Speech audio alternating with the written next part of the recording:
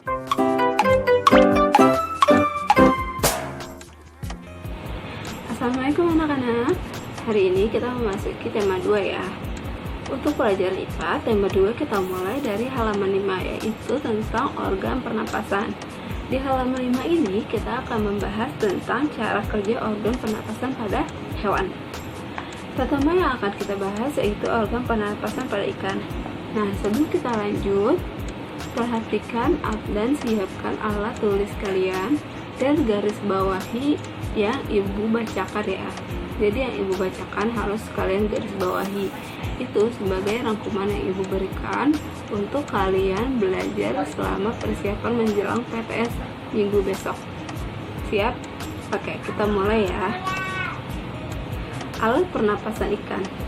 Ikan bernapas menggunakan insang. Insang terletak pada bagian kepala ikan.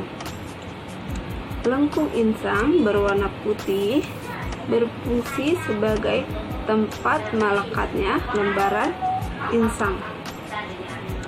Ibu ulangi ya. Ikan bernapas menggunakan insang. Insang terletak pada bagian kepala ikan. Lengkung insang berwarna putih berfungsi sebagai tempat melekatnya lembaran insang. Ya, lanjut ke bawahnya. Ikan bernapas dengan cara membuka dan menutup insang. Paragraf yang kedua ya. Ikan bernapas dengan cara membuka dan menutup insang. Kita lanjut ke halaman berikutnya. Yang kedua, di situ ada alat pernapasan pada cacing tanah. Nah, cacing tanah itu bernapas menggunakan kutikula. Jadi kalian garis bawahi yang kutikula ya. Kutikula itu adalah alat pernapasan pada cacing tanah. Kita lanjut ke nomor 3. Alat pernapasan pada katak. Lihat di paragraf yang kedua. Pada berudu, ya, sudah ketemu. Pada saat masih berudu, katak bernapas dengan insang. Lihat ya, berudu itu kecebong. Kata lain berudu itu biasanya kecebong. Yang calon katak itu masih kecil. Nah, kecebong itu bernapas menggunakan insang. Tetapi ketika dewasa, katak akan bernapas menggunakan paru-paru, selapak mulut, dan juga kulit.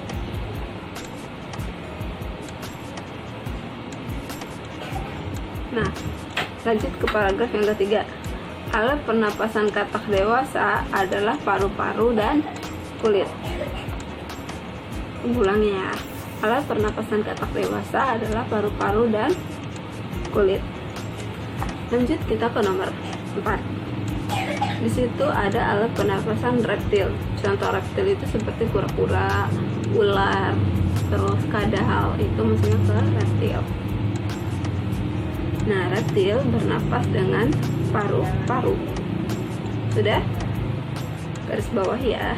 Reptil bernapas dengan paru-paru. Lubang hidung pada reptil, lanjut ya. Lubang hidung pada reptil terletak di kepalanya. Sudah ketemu? Setelah reptil bernapas dengan paru-paru, lubang hidung terletak di kepalanya. Lanjut ya.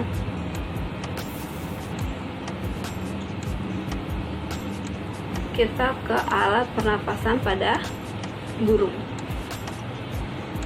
Burung bernapas menggunakan paru-paru. Burung bernapas menggunakan paru-paru. Di sini, lihat paragraf yang kedua. Pundi-pundi udara burung berjumlah 5 pasang yang terletak di pangkal leher. Lihat paragraf kedua di baris terakhir. Pundi-pundi udara burung berjumlah 5 pasang yang terletak di pangkal leher, dada depan, dada belakang, perut, dan tulang lengan atas. Lanjut. Pundi udara juga berfungsi sebagai berikut. Tandai ya.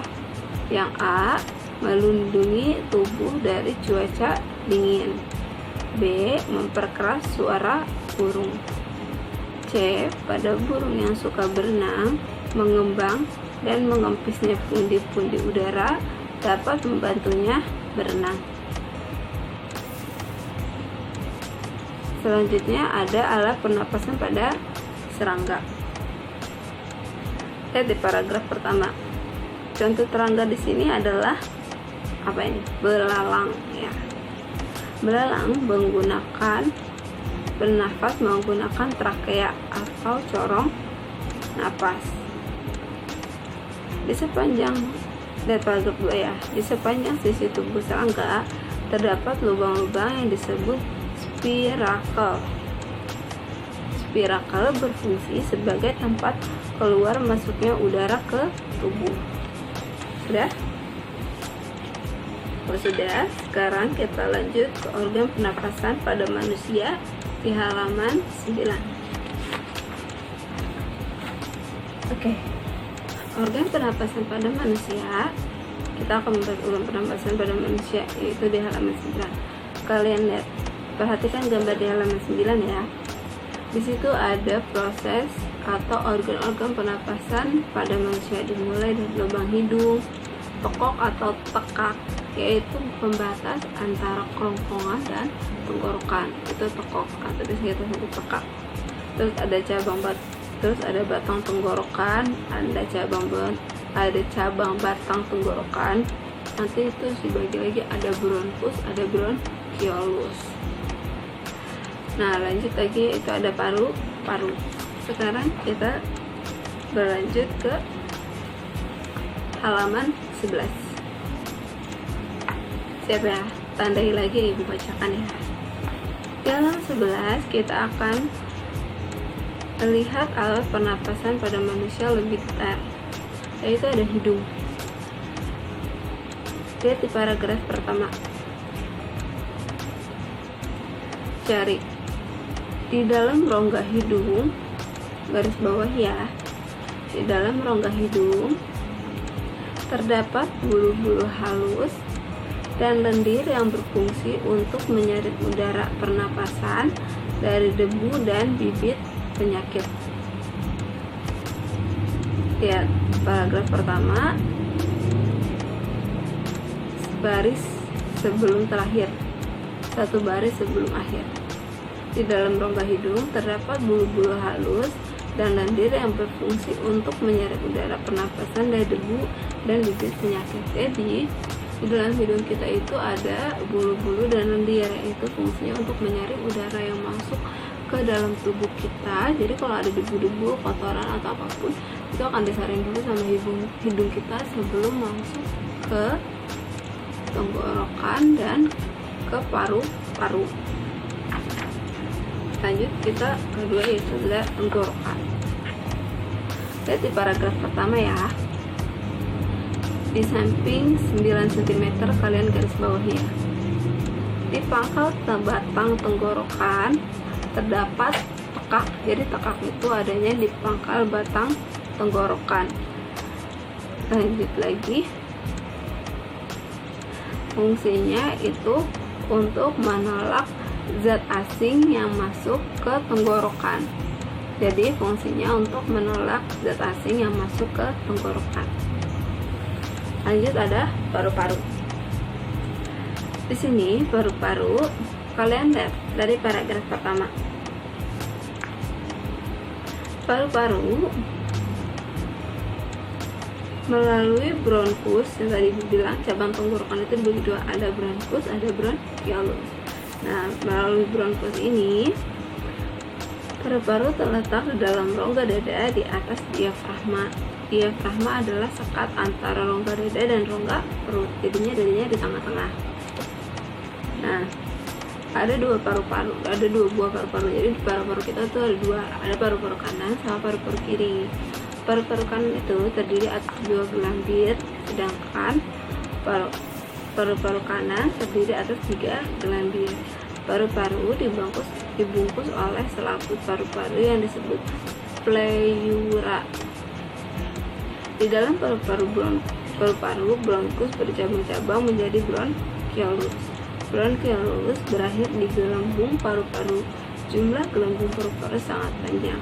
Di gelembung paru-paru terjadi pertukaran antara gas, oksigen, dan karbon dioksida. Jadi, pertukaran oksigen dan karbon dioksida itu terjadi di gelembung paru-paru. Kita lanjut ke halaman 40.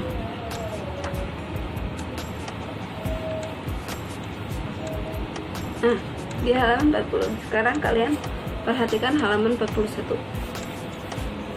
Yang ayo menulis. Kita isi sama-sama ya.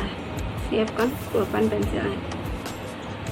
Menuliskan nama dan fungsi organ pernapasan. Nomor 1. Nama organ pernapasan nomor 1 ya. Faring. Faring udah. Fungsinya jalur pernapasan setelah menghirup udara melalui hidung. Ulang ya. Nomor 1 itu faring, fungsinya jalur pernapasan setelah menghirup udara melalui hidung. Nomor 2, nama organ pernapasan yang kedua itu ada laring, dalam kurung pangkal tenggorokan. Laring dalam kurung pangkal tenggorokan. Fungsinya penghubung untuk faring dan trakea. Fungsi laring itu penghubung untuk faring dan trakea. Ketiga, ada trakea. Trakea fungsinya jalur udara untuk masuk dan keluar dari paru-paru. Nomor 3, trakea berfungsi sebagai jalur udara untuk masuk dan keluar dari paru-paru. Lanjut nomor 4, ada bronkus, berfungsi jalur udara dari trakea menuju paru-paru. Bronkus. Yang keempat, bronkus, jalur udara dari trakea menuju paru-paru. Yang terakhir nomor 5 ada paru-paru. Fungsinya menukar oksigen dan udara dengan karbon dioksida dari darah. Paru-paru menukar oksigen dari udara dengan karbon dioksida dari darah. Kita ke halaman 99.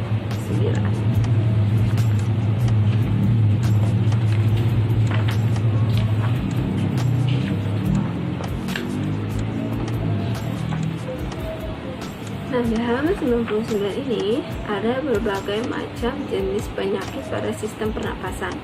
Kalian cukup lingkarin aja nomor-nomornya ya. Pertama itu ada faringitis. Jadi penyakit pada pernapasan itu ada faringitis, terus ada asma. Tahu kan asma yang sesak nafas gitu, itu namanya asma.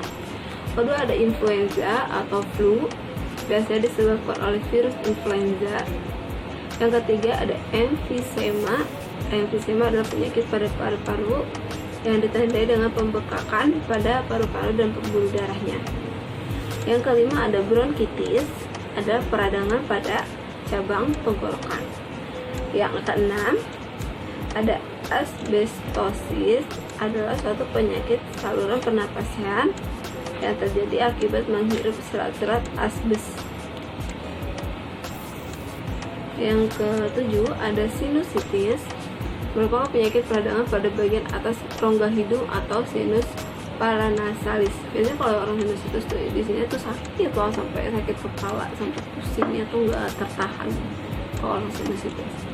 Yang kedelapan itu ada tuberkulosis atau biasa kita dengar dengan TBC.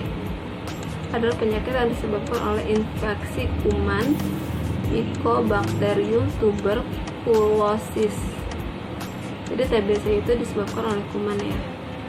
Angka 9 ada pneumonia atau juga disebut dengan radang paru-paru. Angka 10 ada difteri, ada infeksi saluran pernapasan pada bagian atas. Angka 11 ada rhinitis, merupakan peradangan pada rongga hidung sehingga hidung menjadi bengkak dan mengeluarkan lendir. Yang nomor 12 ada infeksi saluran pernapasan atas atau ISPA. Nah, baik, sampai sini pelajaran kita pada hari ini yaitu tentang organ pernapasan pada hewan dan manusia. Nah, di minggu berikutnya kita akan membahas tentang cara merawat organ pernapasan dan latihan soal tentang organ pernapasan. Jangan lupa untuk dipelajari dan dikerjakan kembali latihan-latihannya, dibaca-baca lagi tugasnya juga untuk persiapan PTS kalian nanti ya. Ibu akhiri video pembelajaran pada hari ini. Wassalamualaikum.